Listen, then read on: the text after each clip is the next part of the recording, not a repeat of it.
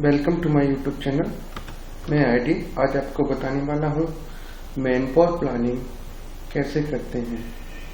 दोस्तों, आपको भी पता होगा कि इनबाउंड सेंटर या आउटबाउंड सेंटर, ठीक है, outbound calling process, inbound calling process या बैकएंड प्रोसेस, सभी की बिलिंग अलग अलग प्रकार से होती है, ठीक है। तो इन मैनपावर प्लानिंग किस तरह से करते हैं या एफटी कैलकुलेशन किस तरह से करते हैं, इसकी कौन से मेथड्स हैं, ठीक है। इसको हम दो प्रकार से करते हैं, तो मैनुअली करते हैं, एक ऑटोमेटिक प्रोसेस होता है जो ऑलरेडी अर्लांग थ्योरी या वेरिएंट या IEX पे करते हैं, उस तरह की प्लानिंग हम करते हैं। तो दोस्तों, इसके बारे में मैं आज आपको बता रहा हूँ, आप बने रहिए मेरे साथ और देखते रहिए मैनपावर प्लानिंग।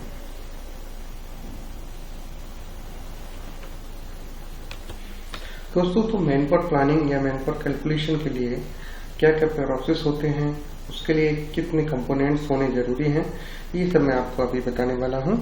दोस्तों, इससे पहले रिक्वेस्ट करूंगा, यदि आप हमारे सब्सक्राइबर नहीं हैं और आपने फर्स्ट टाइम आप हमारा वीडियो देख रहे हैं, तो आप हमारे चैनल को सब्सक्राइब कर लें, ठीक है, लाइक कर लें और हमें बताएं कमेंट्स करके अगर आपके कोई सजेशंस हैं तो। मैं इस प्रकार की WFM से रिलेटेड कुछ वीडियोस और MIS से रिलेटेड कुछ वीडियोस बनाता हूं, ठीक है। अगर आपके भी कोई सजेशन है तो आप हमें सजेशन दे सकते हैं। तो आपसे रिक्वेस्ट है, अगर आपने सब्सक्राइब नहीं किया है अभी तक हमारे चैनल को, तो सब्सक्राइब कर लें, ठीक है। Thank you. दोस्तों, मैनपावर कैलकुलेशन जो होती है वो इनबाउंड में होती है, तो मैं इसको एक मैनुअल मेथड आपको बताता हूँ। उसके लिए कंपोनेंट्स हमारे पास जरूरी हैं, जो पहले से हमें इनपुट होने चाहिए। वो इनपुट हमारे पास होंगे तभी हम मैनपावर कैलकुलेशन कर पाएंगे, ठीक है। तो इनपुट में सबसे पहले आपको बताना चाहूंगा कि हमारे पास वॉल्यूम होना जरूरी है। वॉल्यूम मतलब कि कितनी कॉल्स आ रही हैं। अभी मैं आपको इनबाउंड के बारे में बता रहा हूँ, जहाँ पे कॉल्स आती हैं इनबाउंड कॉल सेंटर में या कहीं पर भी कोई भी ऑफिस है जहाँ पे कॉल लैंड्स होती हैं, ठीक है दोस्तों। तो सबसे पहले वॉल्यूम होना जरूरी है। वॉल्यूम हमें पता चल गया कि हमारे पास सपोज कि वॉल्यूम कितना आ रहा है। उसके बाद दोस्तों एक टाइम विंडो होता है। किसी ऑफिस में 6 आवर्स की विंडो भी हो सकती है, मतलब 6 घंटे का वर्किंग हो सकता है, किसी में 8 घंटे का हो सकता है, ठीक है, ठीक है। और किसी में दोस्तों ये अलग अलग प्रोसेस के अकॉर्डिंग अलग अलग चलता है, जहाँ पे ओवर टाइम लगता है वहाँ पे ज्यादा भी हो सकता है, ठीक है। तो ये टाइम विंडो होती है। या फिर हम किस तरह से मैनपावर प्लानिंग कर रहे हैं, सपोज कि हमने 1 घंटे में हमें कितने लोग चाहिए, या 8 घंटे में हमें कितने लोग चाहिए, या मान लो 24 घंटे में हमें कितने लोग चाहिए, यहाँ पे 24/7 काम हो रहा है। तो इसकी प्लानिंग अलग अलग होती है दोस्तों, इसलिए टाइम विंडो का होना जरूरी है। और दोस्तों फिर हमें चाहिए ऑक्यूपेंसी। ऑक्यूपेंसी तो आप समझते होंगे। ऑक्यूपेंसी का मतलब होता है कि जितनी देर तक कोई भी हमारा एडवाइजर जो कॉल लेता है वो कितनी देर तक ऑक्यूपाइड रहा कॉल पर, ठीक है। मतलब कि कितनी देर तक लगातार उसने बात करने में समय कंज्यूम किया, उसको ऑक्यूपेंसी कहते हैं। दोस्तों AST जो मैं आपको पहले ही बता चुका हूँ, ऑक्यूपेंसी भी मैं आपको पहले अपनी वीडियोस में बता चुका हूँ। आप चाहे मेरी वीडियोस को देख सकते हैं, ऑलरेडी आपको वीडियोस लिस्ट में मिल जाएगी, ठीक है। AST क्या होता है? AST मतलब एक कॉल को हैंडल करने में जितना एवरेज टाइम लगता है उसको AST कहते हैं। इसके बारे में डीप इंफॉर्मेशन आप वीडियो से देख लीजिए, ठीक है। तो दोस्तों लेट्स मैं स्टार्ट करता हूँ कि हमारी इनपुट हैं, ये इनपुट हमें चाहिए।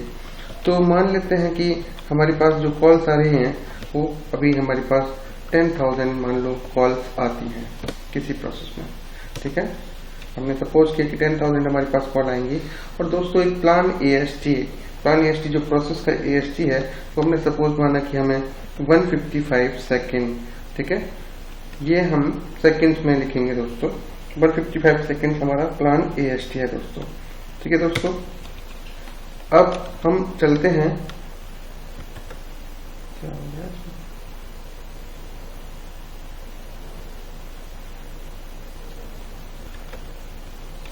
नेक्स्ट हमारा कंपोनेंट है ऑक्यूपेंसी।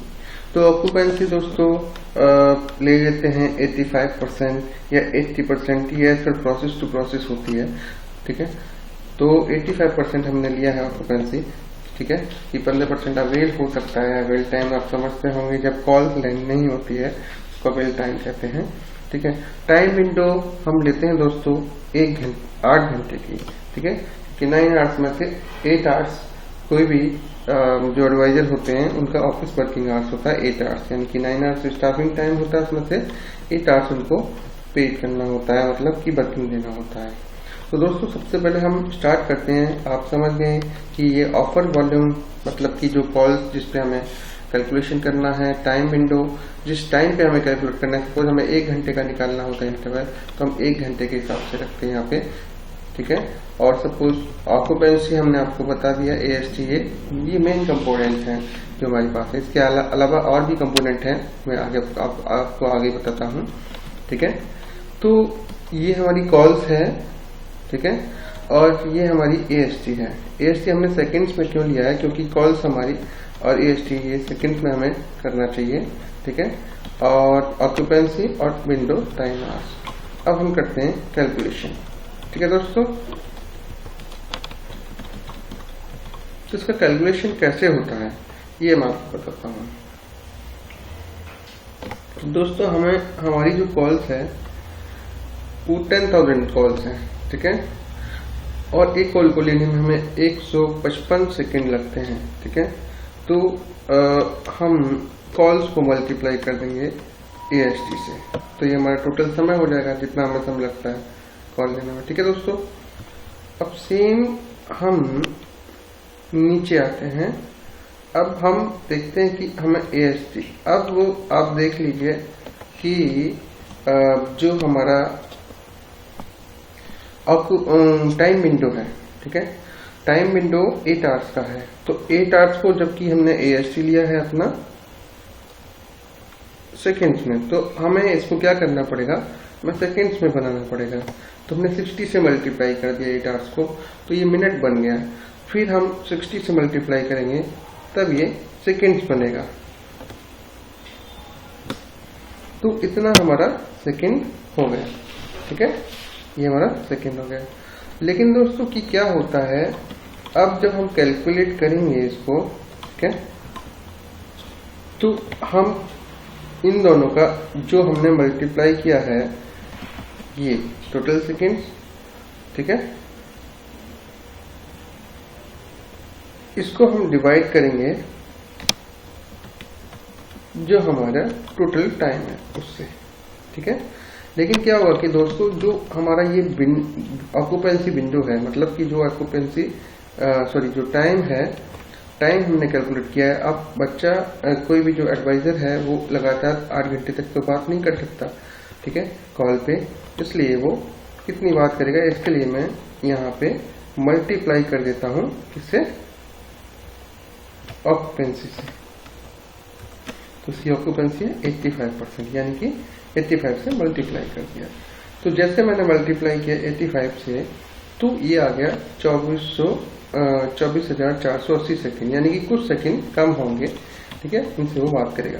तो हम क्या करेंगे कि इसको डिवाइड कर देंगे जो हमारा ऑक्यूपेंसी को मल्टीप्लाई करके कंपोनेंट आया है, ये, ठीक है, 63.32, ये मेन फॉर हमें रिक्वायर्ड है।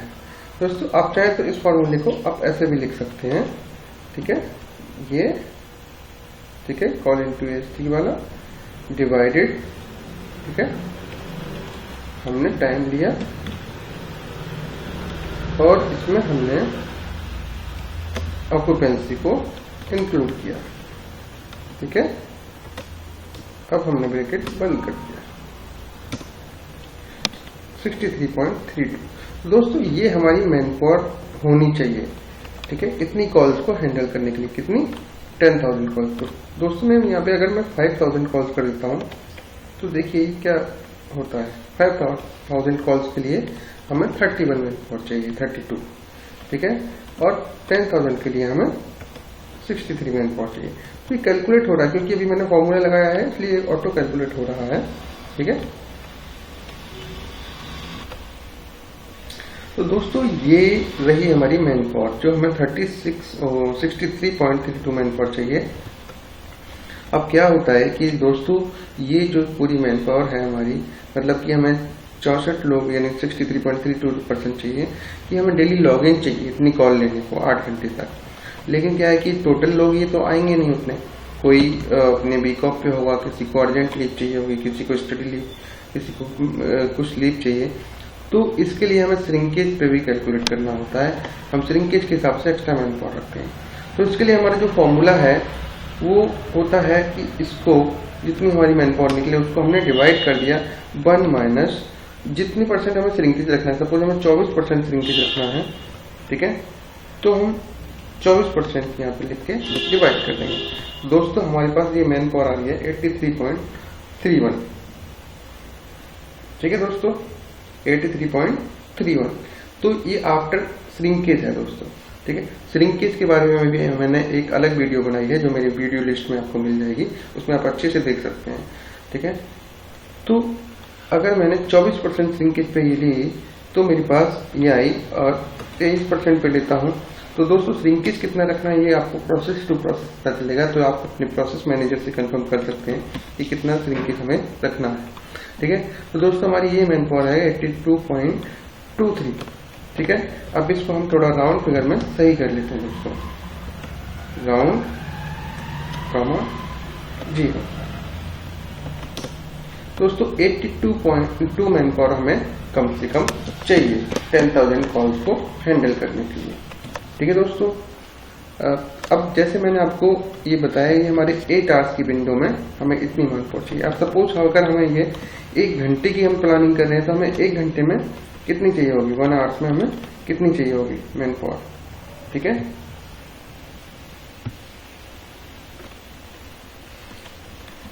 1 आवर में कितनी मैन पावर चाहिए, ठीक है। तो 1 आवर में हमें चाहिए, अगर 1 आवर में 10,000 कॉल आ रही हैं, ठीक है, तो हमें इतनी मैन पावर चाहिए। और अगर सेम अगर मैं इसको कॉल्स को कम कर देता हूँ, क्योंकि जब पूरे दिन में 10,000 कॉल आ रही हैं तो 1 आवर में मैं 1,000 या 1200 ले लेता हूँ। तो 1,000 कॉल अगर किसी घंटे में आ रही हैं तो जैसे हम इंटरवल वाइज चेक करते हैं तो पर आवर हमारी जो कॉल्स के लिए 1000 कॉल्स के लिए हमें 66 लोग चाहिए, ठीक है दोस्तों। क्योंकि मैंने फॉर्मूला पहले लगाया हुआ है तो ऑटो कैलकुलेट हो रहा है, ठीक है। तो 1 आवर में हमारी 1000 कॉल के लिए कितने लोग चाहिए, ठीक है। आप देख रहे हैं, ठीक है दोस्तों। तो इस तरह से हम मैन पावर कैलकुलेशन करते हैं इनबाउंड में। इसी तरह से मैं अब आपको बताने वाला हूं आउटबाउंड या बैकएंड प्रोसेस में मैन पावर कैलकुलेशन कैसे करते हैं। तो यहाँ तक आपको समझ में आया होगा। अगर आपको कुछ डाउट है, कुछ प्रॉब्लम है तो आप हमें मैसेज में लिख के बता सकते हैं, कमेंट्स कर सकते हैं, ठीक है। अब मैं आपको बताता हूँ बैकएंड प्रोसेस या मान लो FTE प्रोसेस के बारे में। FTE कैलकुलेशन कैसे करते हैं आउटबाउंड प्रोसेस में, जहाँ पे फिक्स प्राइस की सीट्स होती हैं, वहां पे मैनुअल कैलकुलेशन कैसे करते हैं।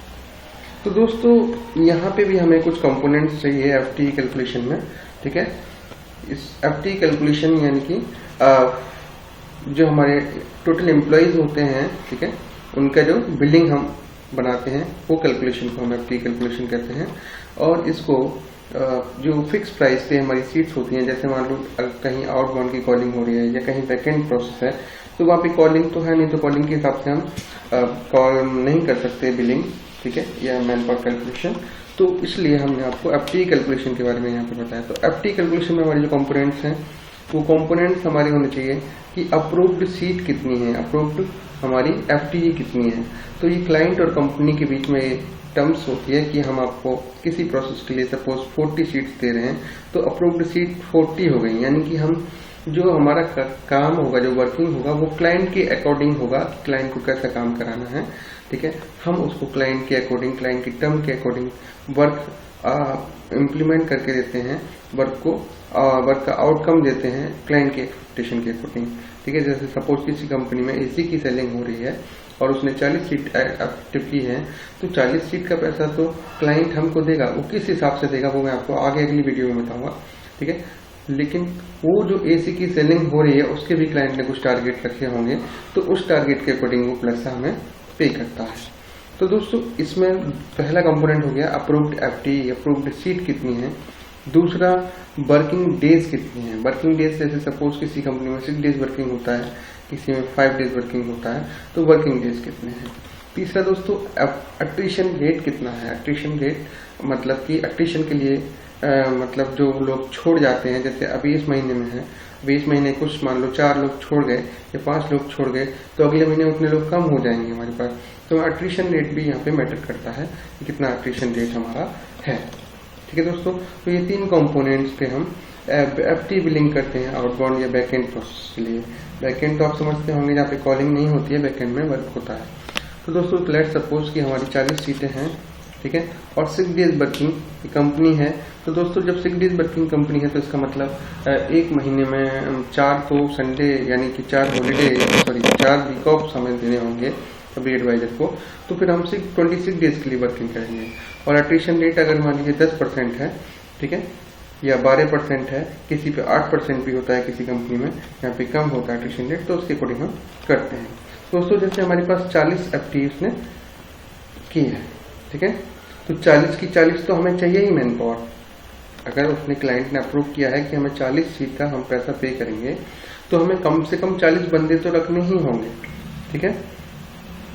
उसके अलावा, ठीक है, क्योंकि वीक ऑफ तो हम वीक ऑफ सबको दे रहे हैं। जैसे सपोज अगर फिक्स वीक ऑफ है संडे का, तो संडे को कोई वर्किंग नहीं होगा, ठीक है, तो 40 तो हमें लोग चाहिए ही। प्लस 40 के अलावा हम 10% बफर में लेके चलते हैं मैन पावर, जो हमारा श्रिंकेज भी कंट्रोल करता है और ये हमारा अट्रिशन रेट भी नेक्स्ट मंथ के लिए कंट्रोल करेगा दोस्तों, ठीक है।